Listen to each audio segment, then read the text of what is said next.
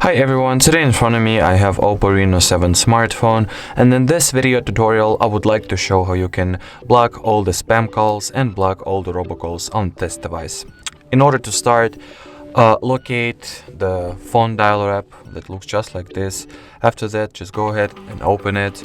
Here at the top right corner of your display, go for these three dots, settings, and at the settings choose the caller ID and spam assistive category. And all that it's left to do is to turn on these two switches, and after that you will be able to see the spam ID of the spam call that you are getting, and basically that way you will be able to filter out all the spam calls and automatic or robocalls. So that was it for this video, guys. Thank you so much for watching. If you found this video helpful, don't forget to leave your like and subscribe to our channel. Bye bye.